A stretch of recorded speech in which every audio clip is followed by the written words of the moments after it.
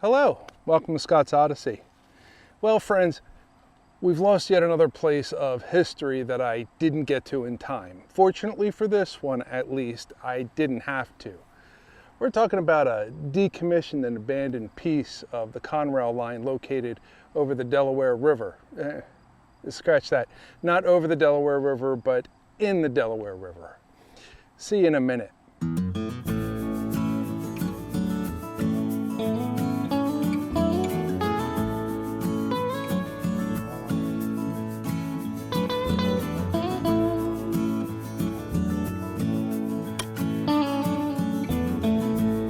Welcome back. If you've watched my videos before, thank you for your patronage, and if you're new to Scott's Odyssey, welcome aboard. If you hear weird noises, my dog's chasing rabbit. No, I'm not in Philadelphia, nor have I had the opportunity to get to this location before its imminent demise. But it's a location that I most definitely wanted to bring to all of you. If you were looking at a map of Philadelphia and wanted to know this actual location and its name, it would depend on a lot of interesting factors. And I'm going to give them to you as I remember them, being a former true native Philadelphian who grew up not far from this site. The one name that would not be questioned or argued is that the area is called St. Anne's Parish. The other names, well, this is where it gets kind of tricky because my dad watches these videos, and this is just one well-spit loogie away from his old home and definitely well within his former stomping grounds. Some of the older folk used to call the neighborhood Flatiron. Some others would call it the Wedge. And oddly enough, many, including those who lived there, called it Port Richmond, even though technically it's actually part of Kensington, making the denizens Kenzos. And that's a whole other story in and of itself. Now, there are new up-and-coming investors and civic committees calling it Old Richmond, trying to boost their rapport and property values, even though it never was part of Port Richmond, thereby casting some shade on their next-door neighbors and bringing down their property values, although the pier is technically in Port Richmond. You see, parishes and neighborhoods within the city are not like small towns next to each other within a county who happen to get along.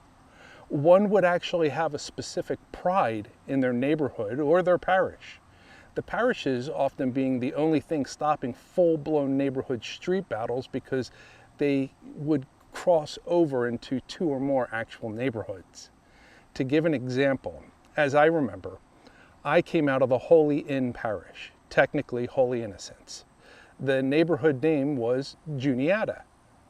What we called the Flatiron part of Kensington during my childhood and into my teen years was quite derogatorily Port Fishington or Port Fishman. The humor being this due to the locals actually being in the portion of Kensington squished in between Fishtown and Port Richmond. So in the end, looking for this location, you'll go through Kensington, down Frankfort Ave or Aramingo Ave until you cross over and reach Richmond Street.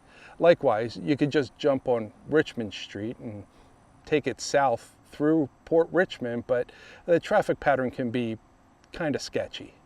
In reality, if you're not from the city, anything through Frankfort, Kensington, Fishtown, and Port Richmond is going to be sketchy at best in Philadelphia right now, and as it has been for the past 3 or 4 years.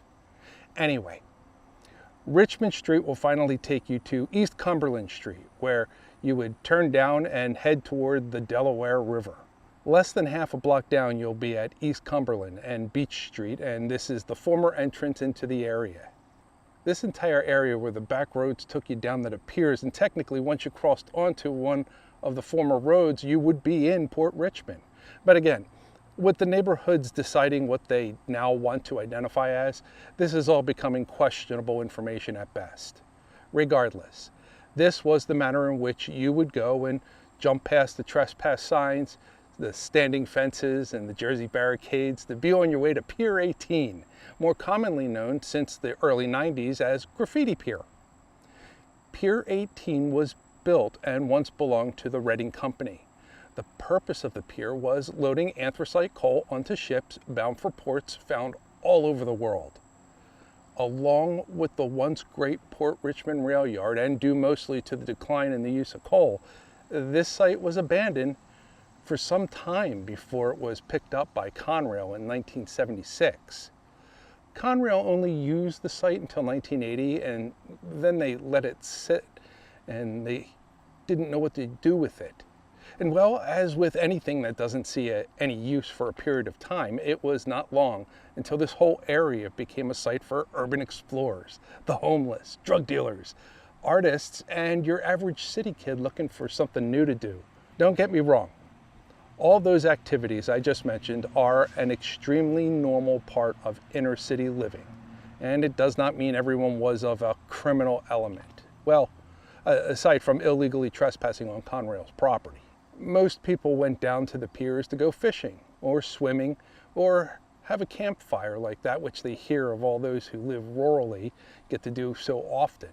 Or maybe they just explore a location that had dirt and grass and trees, a veritable 6-acre forest with a river, as would be seen in a city dweller's mind's eye. But we're here to focus more on the artists of the city.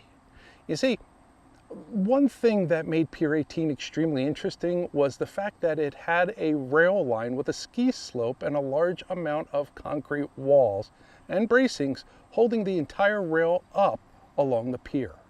In other words, a whole lot of virgin graffiti canvas just waiting for some art to be born. Now, Pier 18 was built back in 1925 and was extremely sturdy, to say the least. The purpose of the ski slope was only when working in conjunction with what was there along with it a very long time ago. It was a device known as the McMyler coal tippler, a large device that would pick up the rail car full of coal, dump it into the boats, then return the car back to the rail and let it roll down the ski slope back into the rail yard. Back to the now aptly renamed Graffiti Pier. Graffiti Pier was an instant hit and attractor for all sorts of emerging artists looking to make a mark on their city. Through the 80s, the anti-graffiti department of the city, as well as the local police, were constantly combating the trespassing and the defacement of this pier. Their efforts were to no avail, and in 1991, Conrail wrote the site off of their books, making it truly abandoned, although still legally owned by Conrail and not the city. Because the site was now truly abandoned, the city had no valid reason to waste resources in that area and just set up no trespass signs, some Jersey barricades, and a few pop-up temporary fences. That's the dog. Go get him, Artemis. Leaving the pier and its visitors alone to do as they wished. And do as they wished is exactly what happened. In short time, the land area went back to people visiting and fishing and swimming and having fires or dealing drugs or living homelessly, and the ever-growing and changing art of Graffiti Pier. The trespass not only didn't slow it down, it drastically increased. It increased so much that it began to take on a new life as a #1 destination for urban explorers, as well as graffiti artists from all over the world. As of 2018, it became the most Instagram site with over 20,000 individual photos found on Google and Facebook alone. In 2019, the city decided to purchase the 6 acres from Conrail and turn the area into a park, with its centerpiece being Graffiti Pier. It was still in a decision period of if they would allow artists to continue adding graffiti to the pier, or if they would capture the current condition and keep it that way for people to visit and take a look. Unfortunately, nothing really seemed to happen with the $14 million purchase, aside from people continuing to use the property as they saw fit and continue to trespass and leave their mark. Nothing happened in 2020, 2021, 2022, not even 2023. As seen in videos recently uploaded, like that of the Philly captain, and his link of course is below, and hopefully he doesn't get bent for me using a snippet of his footage, the pier was having a lot of small collapse all along its length, and that has not slowed down even a little. Here we are in 2024, and in just one day, a final determination of Graffiti Pier seems to have been made. On July 31st of 2024, 20 feet on the end of the Graffiti Pier, the most iconic portion of the pier, collapsed into the Delaware River, taking the ski slope with it. In short time, discussion within the city has erupted that because no one has furthered the development of this area as a formally designated public space, it will likely be fully demolished in the near future for redevelopment purposes.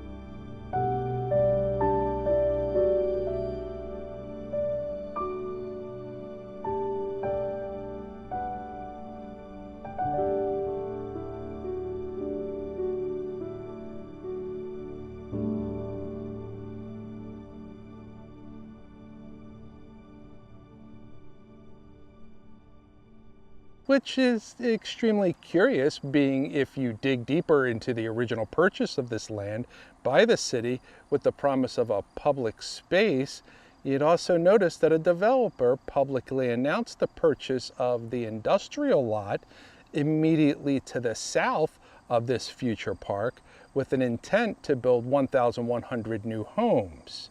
And oddly enough, some of the original planners for the future park no longer work for the city, but do work for the company seeking to build out their pier housing development.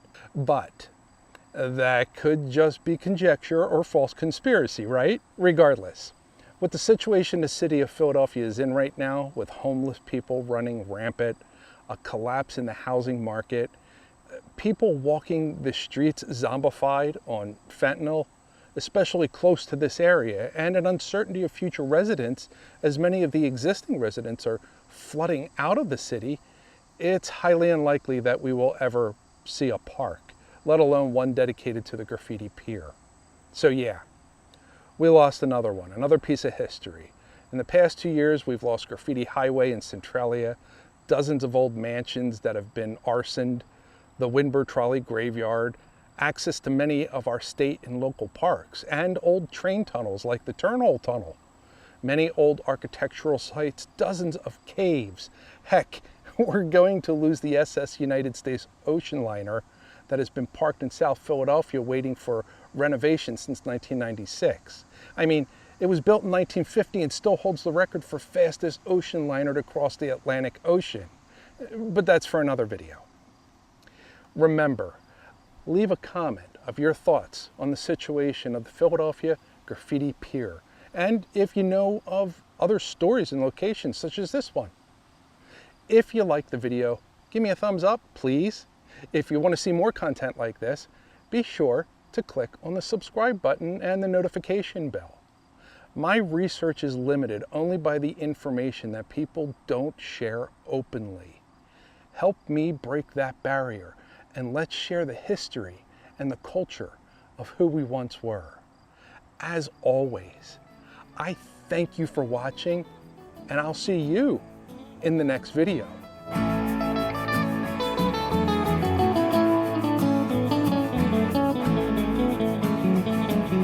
Bye.